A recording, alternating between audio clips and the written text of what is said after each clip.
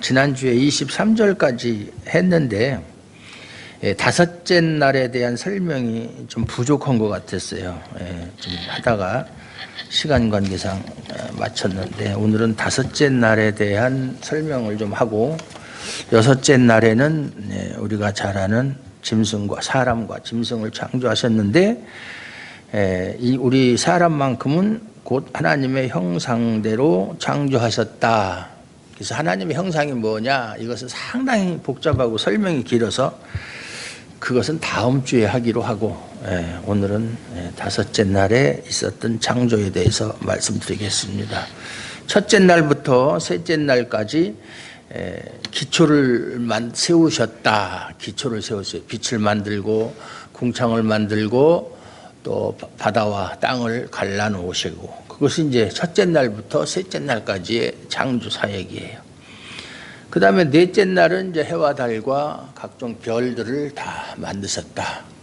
그래서 그들로 밤낮을 정하게 하시고 주관하게 하시고 또 일자와 사시와 연한을 그들로 하여금 정하셨다. 이것이 넷째 날까지의 창조 사역이거든요. 낮과 밤을 주관하게 하시며 빛과 어두움을 나누게 하시니 하나님 보시기에 좋았더라. 저녁이 되고 아침이 되니 이는 넷째 날이니라. 그리고 나서 오늘 20절 보면 하나님이 이르시되 물들은 생물을 번성하게 하라. 물들, 이제 땅과 물이 갈라졌거든요. 지난 시간에 말씀드린 대로 바다가 70%, 땅이 30%다. 그것이 창조 시에 그렇게 하나님이 만들어 놓은 것이 지금까지 그대로 유지되고 있는데 요즘에는 자꾸 빙하가 녹고 그래서 이 바다의 그 표면적이 점점 넓어지고 있다. 그렇게 더 많이 넓어지면 살 수가 없다고 그랬죠. 수증기가 많아져가지고 살 수가 없다. 이거는 뭐 제가 하는 얘기가 아니고 과학자들이 하는 얘기예요. 아직까지는 뭐 그렇게 죽을 만큼 심각하지는 않지만 점점 그 속도가 빨라지고 있다. 빙하가 계속 여기서 TV에 보면 뭐 북극에는 곰이 먹을거리도 없고 살 곳도 잊어버려서 그 유빙이죠. 얼음 조각 위에서 그냥 떠내려가고 새끼하고 떨어져서 뭐 그래서 죽는다. 그래서 한 달에 얼마씩 보내라 뭐 이런 얘기도 있고 요새 뭐 한 달에 얼마씩 보내라는 데가 상당히 많아요. 한 달에 10,000원이면 깨끗한 물을 먹일 수 있다. 한 달에 20,000원이면 뭐 치료약을 보낼 수 있다. 한 달에 30,000원이면 뭐 할 수 있다. 돈 있으면 뭐 30,000원이 문제예요. 300,000원도 보내고 300,000원도 보내고 참 우리의 도움의 손길을 뭐 바라든 바라지 않든 우리의 도움의 손길이 필요한 사람들이 우리나라에도 또 다른 나라에도 너무나 많다. 사람들이 어느 군사학자들의 말에 의하면 지금 각 나라가 다 핵무기를 보유하고 있고 가면 갈수록 그 군사력을 증강하기 위해서 방위비를 엄청나게 투자를 한다. 일본도 그렇고 우리나라도 그렇고 뭐 선진국 미국이나 뭐 다른 영국 이런 나라는 말할 것도 없고요. 그래서 그런 데 쓸 돈을 만약에 가난한 나라 뭐 얼마나 많아요. 굶어 죽어가고 있고 병 걸려 죽고 있고 깨끗한 물 한 방울 먹지 못하는 사람들이 얼마나 많아요. 그런 나라 사람들에게 그 돈으로 식량을 사주고 또 의료 혜택을 주고 이렇게 하고도 돈이 남는다는 거예요. 전쟁 준비를 위해서 쓰는 돈만 그렇게 쓰면 돈이 남아 들어간다는 거예요. 우리나라도 1년에 국방비가 얼마나 많이 들어갑니까? 몇 조씩 들어가는데 그 몇 조를 다른 데 써보세요. 복지에 쓴다든지 뭐 여러 쓸 데가 많잖아요. 그렇게 써도 부족한데 지금 인간의 그 욕심, 서로가 남의 것을 탐하고 빼앗고 그렇게 하려고 하는 요새 일본 사람들 하는 행동을 보세요. 참 얄밉잖아요. 지들이 잘못해놓고 억지 부리고 뒤집어 씌우고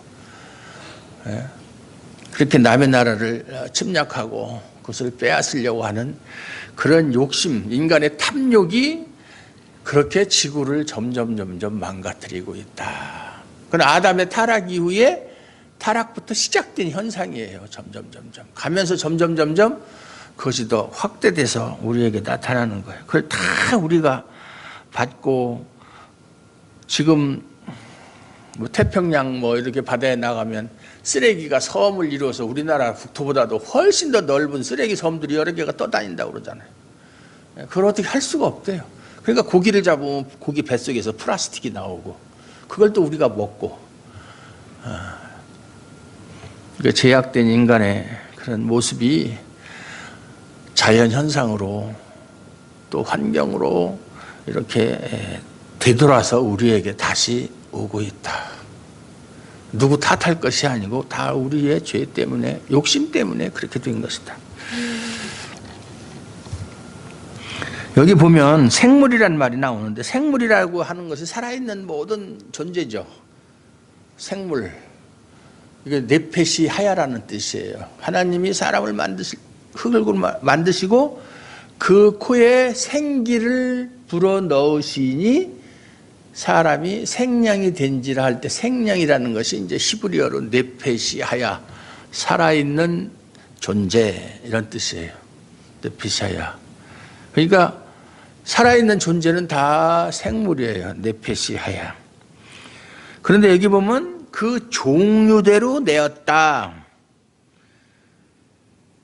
이 뒤에 2장에 가면 하나님께서 흙으로 각종 들짐승과 이런 것들을 만드셨다 그랬는데 그걸 우리가 어린아이 주일학교에서는 하나님이 흙으로 반죽을 해서 손으로 주물러서 새를 만들고 이렇게 해서 하듯이 공예품 만들듯이 그렇게 해서 만들면 그 수많은 지구상에 존재하는 모든 생물들, 들짐승, 날짐승 그런 거 만들려면 시간도 상당히 많이 걸렸겠죠.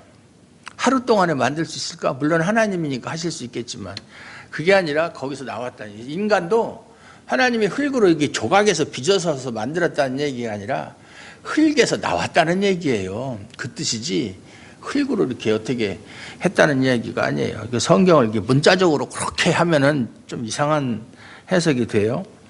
그런데 여기 중요한 것이 종류대로라는 말이에요. 종류대로. 물고기는 물고기 종류대로, 새는 새대로, 짐승은 짐승대로.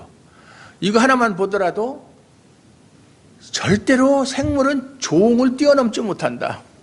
뭐 사자가 뭐가 된다든지. 옛날에 우리 어렸을 땐 그런 얘기 많이 했어요. 비가 오고 나면 마당에 막 지렁이가 손가락처럼 굵은 지렁이가 막 이렇게 다니는 거 봤거든요. 그러면 애들이 뭐라고 얘기했냐면 이 지렁이가 나중에 뭐가 된다. 이런 얘기 많이 했거든요. 그런 일은 없다 이 말이죠. 뭐 깨구리가 두꺼비가 되는 일도 없고 여우가 늑대가 되는 법도 없고 그 종은 변하지 않아요. 진화론이 거기서부터 틀렸어요. 뭐 진화론은 뭐예요? 제일 처음에 뭐 양서류가 뭐 파충류가 되고 뭐 파충류가 포유류가 되고 뭐 이런 식으로 변하는 거잖아요. 그런 종의 변화는 없다. 하나님이 처음부터 이게 BC 1500년경에 기록된 성경인데 그때 이미 딱 잘라서 종류대로 그 이상 넘어가 뭐 원숭이가 사람이 된다거나 그런 일은 있을 수가 없다 이 말이에요. 남자가 여자로 변하는 일도 없고 그래서 남자는 모태에서부터 남자고 여자는 모태에서부터 여자예요. 어머니 뱃속에서 결정되는 거잖아요, 성이. 그런데 태어나가지고 성전환 수술하는 것도 하나님의 창조 질서에 위반되는 거예요. 동성애, 철저하게 그건 잘못된 거예요. 성전환, 트랜스젠더, 잘못된 거예요. 뭐 차별금지법이 통과돼서 잡아가든지 말든지 그건 아니에요. 잘못된 거예요. 성경은 그것을 아주 죄악으로 단정하고 있어요.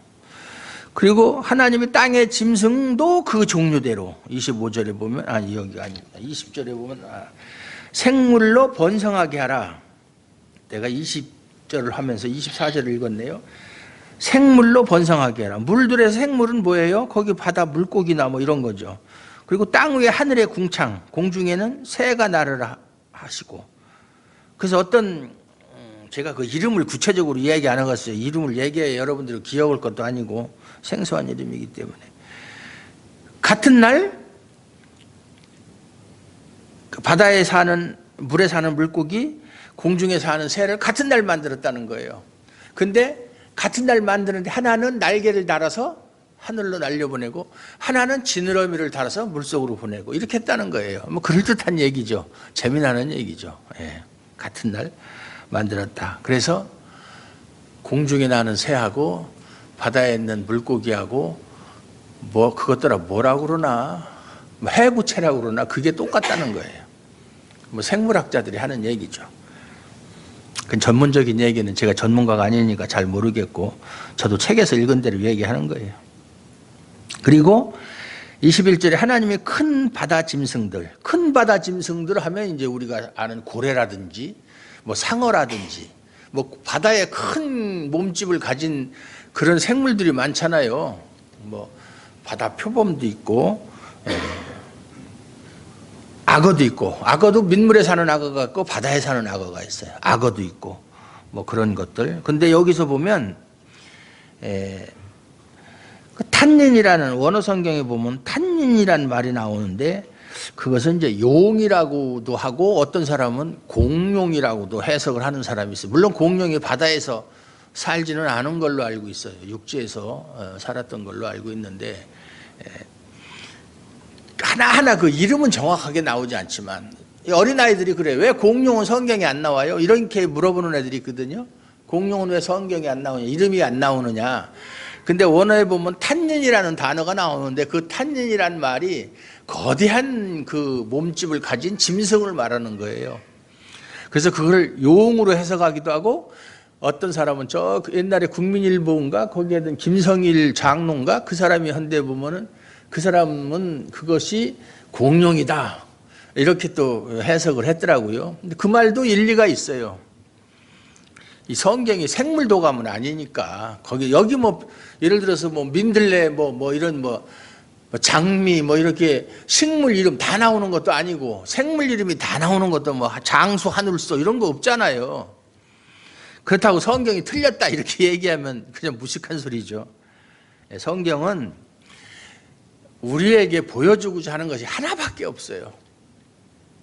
예수를 통한 구원. 이것을 가르치기 위해서 성경을 기록한 것이지 다른 뭐 이 세상에서 어떻게 하면 성공할 수 있는가. 성경을 통해서 뭐 예수님의 그 제자들을 가르치고 양육한 것을 통해서 리더십을 우리에게 가르쳐 주는 것도 아니고요. 그걸 또 얘기하는 사람도 있더라고요.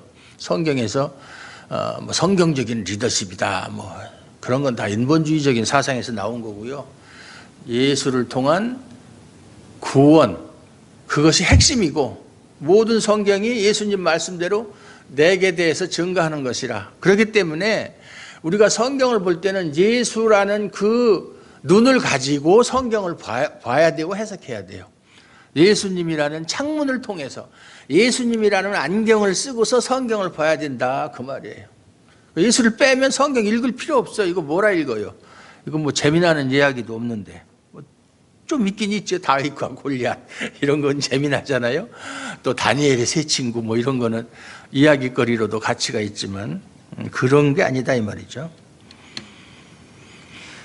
날개 있는 모든 그리고 하나님이 그들에게 복을 주셨다고 그랬어요. 복 우리가 좋아하는 복 사람들이 얼마나 복을 좋아해요. 그러면 아니 하늘의 새와 땅의 물고기들에게 복을 주면 뭐 그들을 부자 되게 하겠다는 얘기예요? 아니면 건강하게 하겠다는 거예요? 우리가 생각하는 복은 부자 되고 성공하고 건강하고 그런 것이 복이잖아요. 근데 무슨 물고기와 새들에게 복을 주어봤자 그들이 부자가 되겠어요? 뭐 하겠어요? 복이라는 개념이 그러니까 단어가 같다고 해서 의미까지 다 같은 것은 아니다. 여기서 복은 생육하고 번성한다라는 뜻이다. 바라크라는 말인데 히브리어로 바라크. 생육하고 번성한다. 이것은 생물에게만 모든 생물 심지어는 사람한테도 생육하고 번성하라고 하나님이 말씀하셨어요. 생육하고 번성하여 여러 바닷물에 충만하라. 새들도 땅에 번성하라. 새들도 막 이거 번성하라는 게 뭐예요? 숫자를 늘린다는 게 바글바글하게. 그래서 우리가 가끔 생선을 사서 제가 지난주인가 이렇게 보니까 동태탕을 끓여 먹기 위해서 동태를 2마리 샀는데 알이 그냥 꽉 들어있는 거예요. 그것이 다 만약에 부화가 돼서 물론 많은 숫자의 그 개체가 다 다른 물고기 먹이가 되고 실제로 살아서 제대로 크는 것은 얼마 안 되겠지만 그 알들이 다 부화된다면 더 많이. 대구는 말이죠, 한 번에 900만 개의 알을 낳는데요, 고등어 같은 건 50만 개의 알을 낳고. 그런데 그것이 다 물론 부화된다 해도 다 어른처럼 크질 못하죠. 다 잡혀 먹히니까. 이 바다거북 같은 건 뭐 1% 정도밖에 생존을 못한다고 그러더라고요. 그렇게 해서 해라. 그래서 아주 그 바다에는 물고기가 풍성하고 하늘에는 이런 날짐승이 풍성하고 하나님은 그렇게 만들어 놨는데 인간들이 너무 욕심을 내서, 제가 이제 지금은 뭐 안 가지만은 낚시를 다닐 때 보면 사람들 욕심이 너무 많아요. 그거 먹을 만큼만 잡아가면 되지 그거 갖다가 팔 것도 아니고 어부도 아니고 그걸 뭘 그렇게 욕심을 내서.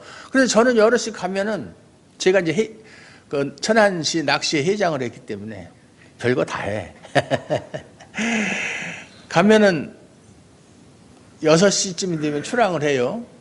그래서 이제 한 8시쯤 한 2시간쯤만 배 타고 나가고, 어떤 때는 3시간, 4시간도 배 타고 나가고, 심지어는 공해산까지도 나가고 그러는데, 가서 고기 몇 마리 잡으면 갑시다.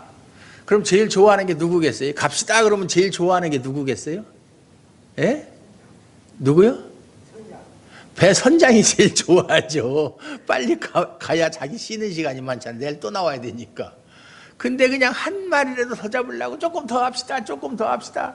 그럼 보통 3시 되면은 자 이제는 마지막입니다. 그래요. 철수할 겁니다. 그러면 못 잡은 사람들은 조금 더 합시다. 조금 더 합시다. 그러거든요. 저는 한 4-5마리 잡고 뭐 한 10마리 잡으면 진짜 많이 잡은 거 그러면은 갑시다. 그러고서 이제 못 잡은 사람이 에이 너 가자 주고, 그게 뭐 그렇게 중요한 거라고 목숨 걸고 그렇게 하는지. 그러다 보니까 점점 어족자원이 자꾸 씨가 마르는 거예요. 또 중국에서 와가지고 막 싹쓸이 해가지고 치어까지. 그러니까 어족자원이 점점 고갈되는 거예요. 그러니까 지금 오징어 값도 얼마나 비싸요. 요즘은 조금 잡힌다고 그러는데 그래도 엊그저께 마트 가서 보니까 3마리에 10,000원이야. 그래서 오징어 두루치기 해먹으려고 그러다가 너무 비싸가지고.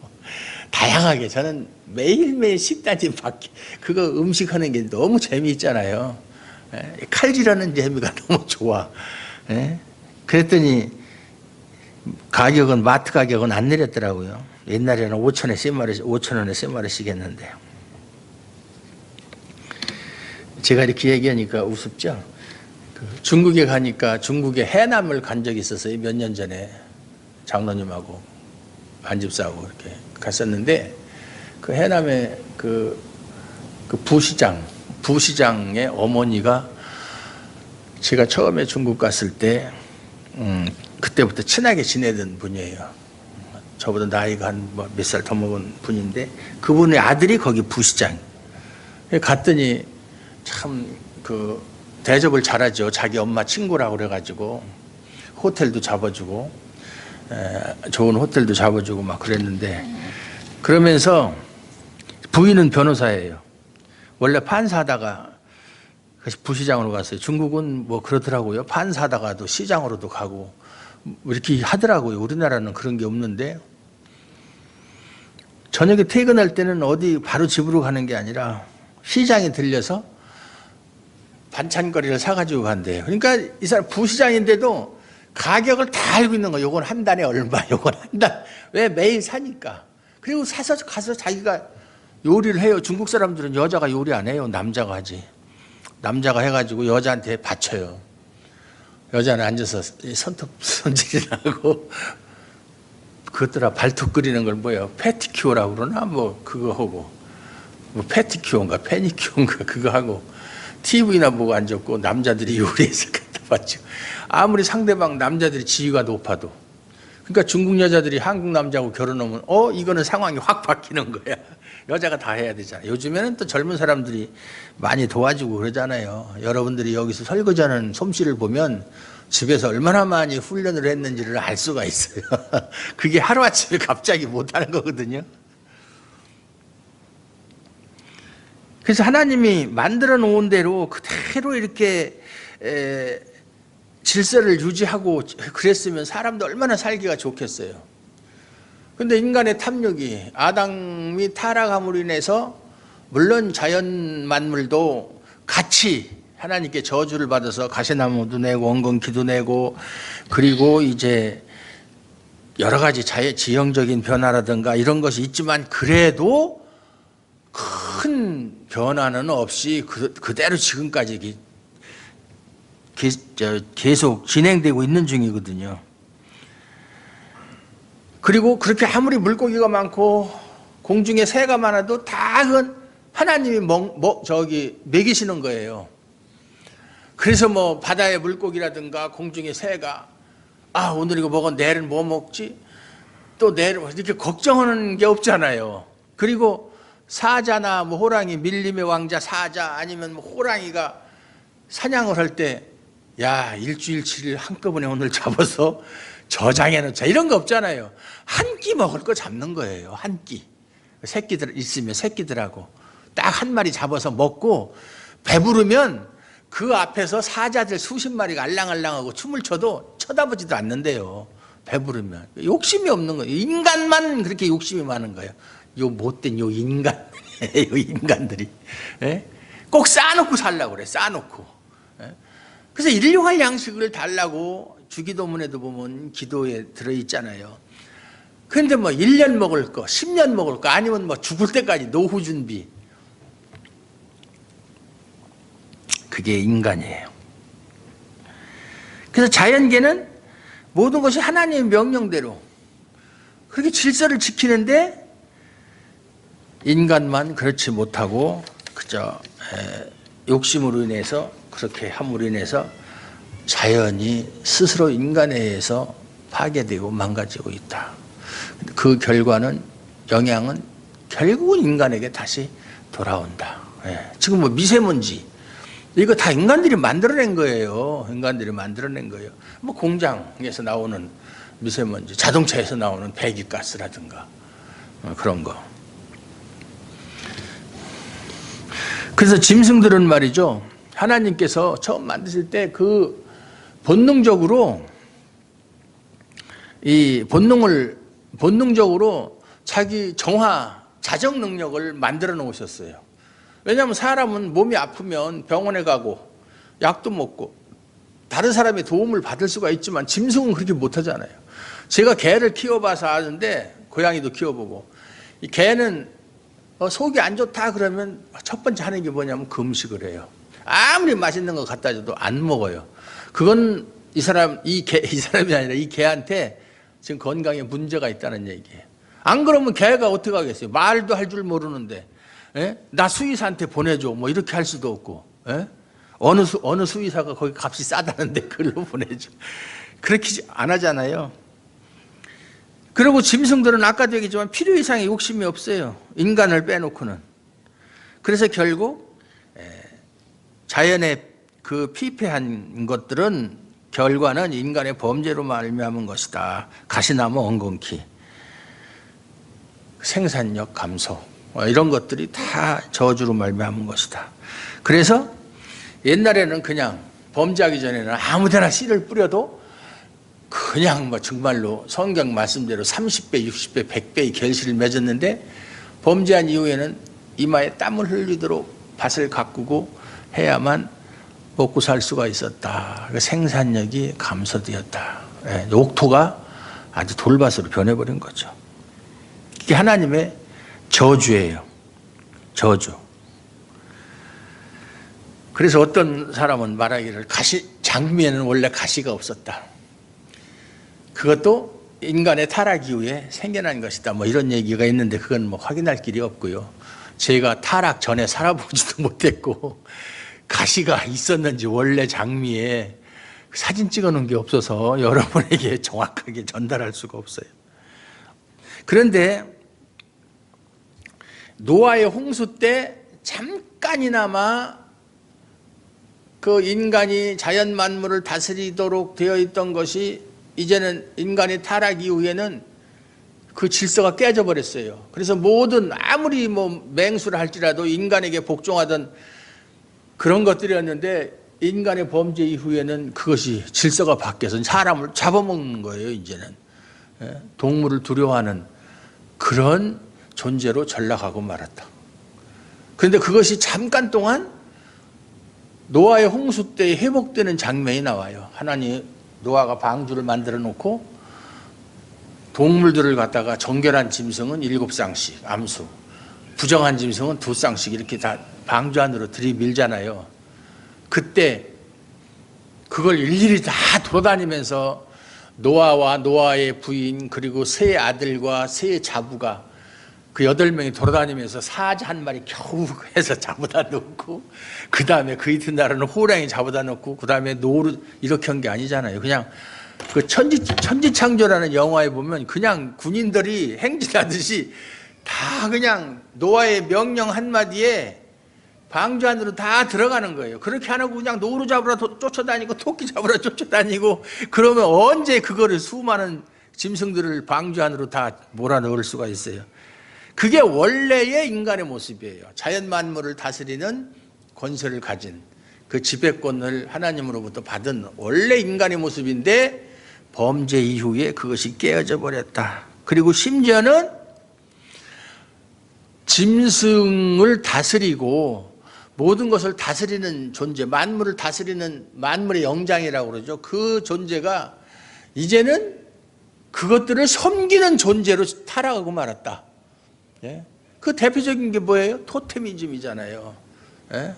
동물을 숭배하고 동물 숭배. 예? 지금 어디 뭐 가면은 뭐 고양이 형상을 만들어 놓고 그거를 막 섬기는 사람들도 있고 뭐 뱀. 옛날에 애굽의 그 왕들의 그 저기를 보면요 다 뱀이 조각되어 있어요. 왕관에 뱀. 그게 신이에요. 그들에게는. 그래서 모세가 이스라엘 백성을 애굽에서 출애굽시킨 다음에 이 성경을 기록했잖아요. 그때 너희들이 애굽에서 430년 동안 사는 동안에 섬겼던 그런 모든 피조물들은 너희가 섬겨야 할 대상이 아니고 너희들이 지배해야 할 대상이다라는 것을 알려주기 위해서 성경을 기록했다 이 말이에요. 구원받은 사람들에게 주신 말씀이 성경이에요. 구원받지 못한 사람은 성경이 아무 필요 없어요.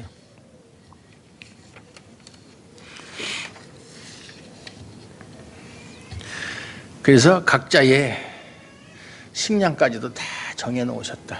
먹을 만큼. 인간이 먹는 식량, 또 뭐 호랑이가 먹을 거. 옛날에 다 초식 동물이었었죠. 노아 홍수 이후에나 서로가 잡아먹고 인간도 고기를 먹고 그렇게 했지만 그전에는 다 풀이나 먹고 과일 먹고 그랬었다. 근데 그것이 정해놓지 않고 뭐 산에 있는 거, 에덴 동산에 있는 거, 니들 먹고 싶은 대로 다 먹고 그러면 공룡하고 사람하고 같이 살면서 같이 먹으라 그러면 사람 먹을 거 있겠어요? 공룡이 한꺼번에 훅 하고 다 먹어버리면 사람은 굶어야 되잖아요. 그래서 사람이 먹을 것과 다른 동물들이 먹을 것을 다 그 경계를 정해 놓으셨다. 그러니까 하나님이 다 먹이신다, 책임진다. 그러니까 예수님도 산상수훈에서 무엇을 입을까, 무엇을 먹을까, 무엇을 염려하지 말라 그러죠. 이것들 다 하나님이 길가에 피어있는 이름 없는 꽃 하나라도 공중에 나는 새도 하나님이 다 먹이고 기르신다. 하물며 너희일까 보냐 그러잖아. 너희가 얼마나 귀한 존재인데 그 이름 없는 풀, 공중에 나는 새, 그것이 참새인지 뱁새인지 어떤 새든지 다 하나님이 먹이시는데 하물며 하나님의 형상대로 지은 너희를 먹이시지 않겠느냐 그 말이 믿습니까? 근데 너무나 사람들은 걱정이 많아요. 자기 눈앞에 있는 문제, 멀리를 보지 못하고 요번에 카타르 한국 축구할 때 그 제 친구 목사하고 내기를 했어요. 카타르한테 2대0으로 진다. 여태까지 싸우는 걸로 봐서는. 근데 2대0은 아니고 1대0으로 졌는데 전 질 줄 알았어요. 그 실력 갖고 이길 수 무슨 우승은 개뿔 무슨 우승이야. 실력이 안 되는데. 지금 현재 있는 4팀 중에서 뭐 이란, 호주, 호주가 아니지 사우디아라비아, 일본, 뭐 카타르 네 팀하고 비교했을 때 제일 떨어지는 게 한국이에요. 전략이 없어. 맨 백패스나 하고 앉았고. 그래서 보다가 그냥 에이 하고 안 봤는데, 결과만 봤는데 결과는 역시 졌더라. 한글의 정신도 없고.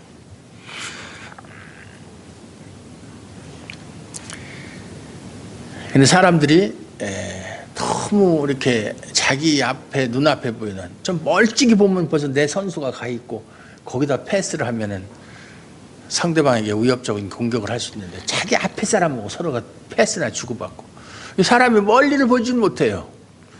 근시안적이에요. 가까운 것만 볼 수 있어요. 볼 줄 알아요. 그러니까 하나님의 손길을 느끼지 못하고 살아요. 자기 당장 내 앞에 닥쳐온 문제, 이걸 어떻게 해결하지?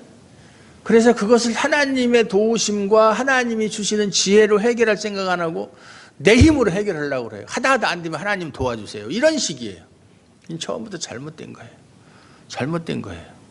처음부터 하나님께 의지하고 하나님이 하라는 대로 하겠습니다라는 그러한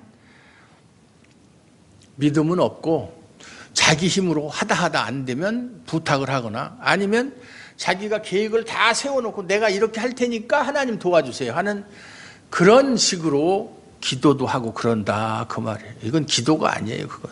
그런 기도를 하나님이 안 들어주세요. 저녁이 되고 아침이 된 다섯째 날이니라. 다섯째 날에 창조가 끝났어요. 그리고 나서 이제 또 24절, 하나님이 이르시되 땅은 생물로 그 종류의 가축과 기는 것, 가축. 근데 보면은 가축은 집에서 기르는 동물이잖아요, 짐승. 그런데 뭐 야생 동물을 잡아다가 길들여서 집에서 키운 것이 가축이 되었다, 다들 그렇게 얘기하잖아요. 근데 성경은 이렇게 처음부터 야생 동물과 가축이 구별되어 있는 것처럼 이야기를 하잖아요. 근데 여기에 대해서는 우리가 좀 생각을 해봐야 돼요. 그렇다는 뜻인지, 아니면 이것이 뭐 천지창조기 한참 이후에 기록된 성경이기 때문에 그 사이에 그러한 일이 있었는지, 그거는 우리가 정확하게 알 수 없고, 제가 아까도 말씀드렸지만 그것은 중요한 문제가 아니다. 성경은 그러한 것에 대해서 자세하게 알려주는 책이 아니다, 이렇게 말씀을 드렸어요. 그대로 되었고, 하나님이 땅의 짐승을 그 종류대로, 가축을 그 종류대로, 여기도 종류대로, 땅에 기는 거, 그러니까 발이 여러 개가 있어서 이렇게 기는 거, 모든 것을 그 종류대로 만드시 하나님 보시기에 좋았더라. 보시기에 좋았더라는 것은 미관적으로 좋았다라는 뜻이 아니라, 이게 이제 좋았더라는 말이 토부, 히브리어로 토부인데 그게 선했더라, 선하다, 아름답다, 이런 뜻이에요. 그것은 미관적인 아름다움, 뷰티풀이 아니라 하나님이 의도하신 대로 하나도 착오 없이 되어졌더라, 그 뜻이에요. 보시기에 좋았더라 하는 것은. 그래서 하나님이 우리를, 인간을 보시고 하나님 보시기에 좋았다 하는 건 그 사람의 외모가 보기 좋았다는 그런 뜻이 아니고, 그 사람의 삶이 하나님 마음에 흡족했더라, 하나님이 원하시는 것이었었다, 이런 뜻이에요. 여러분 모두가 다 하나님 보시기에 좋은 그러한 성도님들 다 되시기 바랍니다. 그리고 하나님이 이르시되, 여기 나오는 우리의 형상을 따라 우리의 모양대로 우리가 사람을 만들고 그들로 바다의 물고기와 하늘의 새와 가축과 온 땅과 땅에 기는 모든 것을 다스리게 하자 하시고, 하나님이 자기 형상 곧 하나님의 형상대로 사람을 창조하시되 남자와 여자를 창조하시고, 하나님이 그들에게 복을 주시며, 하나님이 그들에게 이르시되, 여기도 복을 주시는 것이 생육하고 번성하라고 그랬어요. 땅에 충만하라. 아주 사람들로 보글보글 아주 그냥 바글바글하게 하라. 땅을 정복하고 바다의 물고기와 하늘의 새와 땅에 움직이는 모든 생물을 다스리라. 우리는 짐승들을, 생물 다스리는 존재지 그것을 섬기는 존재가 아니다. 하나님의 형상에 대해서는 다음 시간에 설명한다고 그랬어요. 그런데 아까도 얘기했지만 사람들이 짐승을 섬기는 신앙을 토테미즘이라고 그래요. 정령 숭배라고 그러는 건데, 여러분들은 그걸 아실지 모르지만 아마 김 집사님은 아실 거예요. 옛날에는 말이죠, 시골에 보면, 시골에 옛날에 초가집이라든가 기와집이 있었잖아요. 집이 좀 크게, 잘 사는 사람은 크게 이제 짓고, 뭐 가난한 사람은 뭐 이렇게 방 한 2개 있고 그렇게 저기 했는데, 그 집 업이라는 게 있어요. 집에 업이라는 말 들어보셨어요? 업. 그래서 업구렁이, 업두꺼비. 그래서 그 업이 나가면 그 집이 망한다. 또 불행한 일이 온다. 이렇게 사람들이 알고 있었어요. 저도 어렸을 때, 한 뭐 7, 8살 이렇게 먹었을 때, 저희 애갓집이 시골이고, 저희 집은 시골이 아니고, 이제 읍내에 살았었고, 예산 읍내, 복판에가 이제 저희 집이 있었고, 저희 애갓집은 거기서 한 10km 정도 떨어진 곳에서 있었는데, 어렸을 때는 거기 가서 많이 이제 놀았어요. 학교도 가기 전이니까. 그런데 이렇게 구렁이가 말이죠. 뱀 중에서는 우리나라에서는 뭐 비단뱀 이런 게 없으니까 구렁이가 제일 커요. 막 이렇게 굵어요. 길이도 1m, 2m 이렇게 되고 막 그러는데 그게 그 담장으로 이렇게 그냥 걸쳐서 기어가는 것을 목격한 적이 있거든요. 그럼 사람들이 그걸 보고 아유 저 집이 이제 망했네. 억구렁이 나가네. 그랬었다고요. 그리고 이제 옛날에는 시골집에 가면 광이라는 게 있어요. 이게 창고인데 거기에 농기구도 놓고 뭐 멍석도 말아놓고 별거 다 했는데 곡식도 놓고 거기에 구렁이가 살아요. 습한 곳에. 어떤 때는 멍석 말아놓으면 가운데 구멍이 있잖아요. 그 속에 들어가 있을 때도 있고. 예.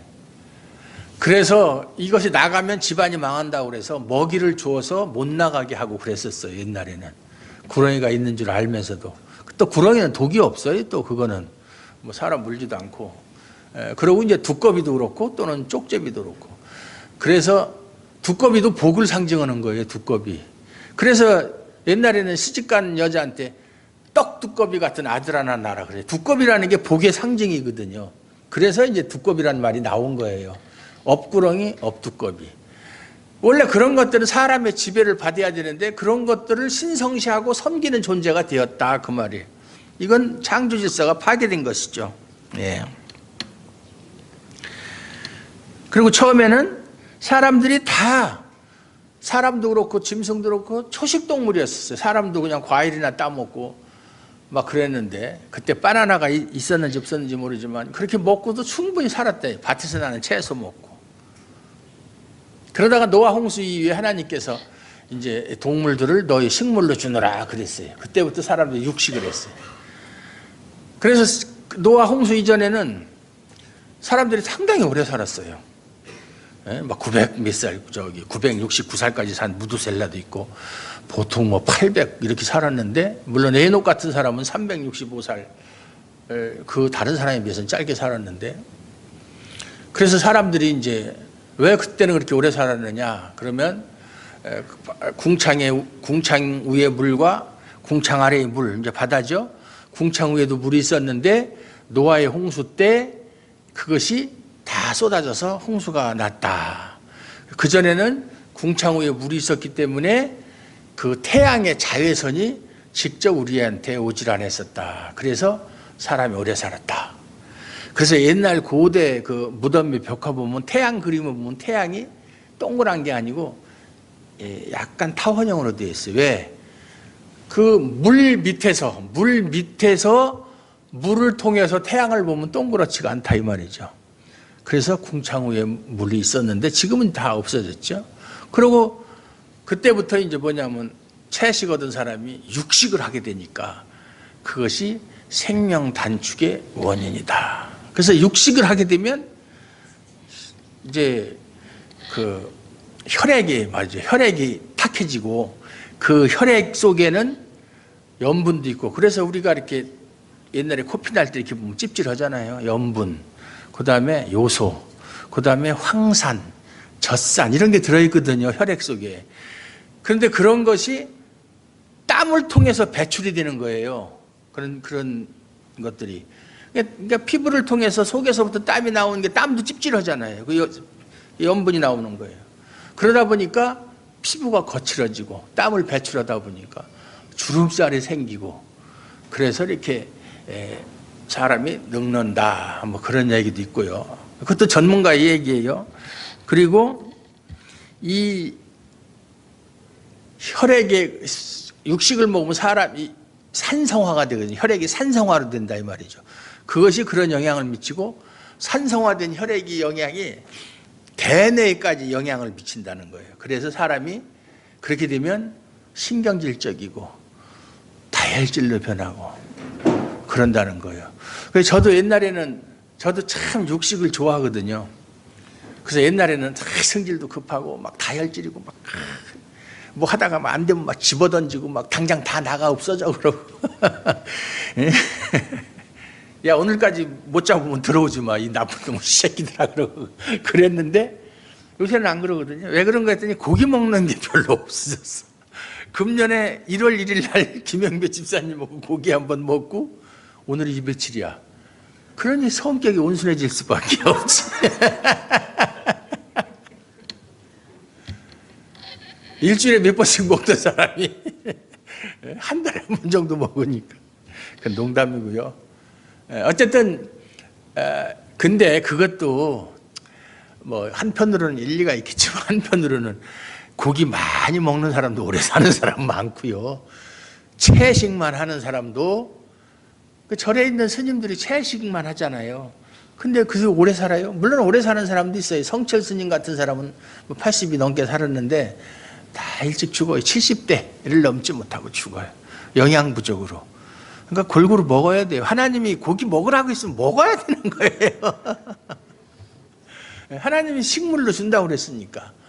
그러니까 우리가 하나님의 명령대로만 따라 살면 전혀 문제가 없는데 그걸 넘어서서 더 많이 갖고 더 높아지고 남 앞에 더 과시하기 위해서 그렇게 성공지향주의로 나가고 하다 보니까 욕심이 생기고 그 욕심이 사람을 망치는 거예요. 그렇게 망하는 사람들을 얼마나 많이 봐요. 지금 우리 눈에도 지금 맨날 TV에 보면 그 욕심 때문에 그 망하는 사람. 예? 그 대법원장도 그 우리 집안 사람이지만 조카뻘 되는 나이는 저보다 한 살 더 먹고 제 고등학교 1년 선배예요. 근데 그렇게 사법 역사상 대법원장이 구속되는 일도 있고 그리고 또 손혜원이라는 국회의원 그 사람이 여자 장로예요. 장로. 예? 그 모세골 공동체라고 옛날에 이명수 목사님 영락교회 당회장 하던 이명수 목사님이 세운 그 영성 공동체인데 거기 장로예요. 2013년에 장로 장립받았어요. 그 장로다운 행동을 하고 있어요. 그러니까 욕을 먹는 거예요. 전도도 안 되고 큰 범죄 기독교인이 빠지는 법이 없어요. 예? 참, 그러니까 한국교회 소망이 없다는 소리가 뭐 옛날부터 나오고 있는데 전부 다 잘못 배워가지고 무엇이 복인지도 모르고 예? 우리는 이미 복을 받은 사람들이고 우리가 하나님께 더 바랄 것이 없는 사람들이에요. 그런데 뭘 거기에다 이거 필요하고 저거 필요하고 이거 달라고 저거 달라고 그저 하나님의 은혜로 하나님이 만든 이 아름다운 세상 속에서 많이 물론 뭐 어그러지고 비뚤어지긴 했지만 그래도 현재 내가 하나님과 함께 교제하면서 예수님을 따라가면서 그 말씀 안에서 살고 있다는 그 자체가 복이고 행복인 것이지 뭐가 그렇게 부족해서 맨날 그렇게 징징거리고 그러느냐 그 말이에요. 우리 주화름교회 성도들은 그렇게 하지 맙시다. 남이 어떻게 하든지 남을 보지 말고 오직 하나님 말씀 안에서 스스로 자족하며 살아갈 수 있는 성도들 되시기를 예수님의 이름으로 축원합니다.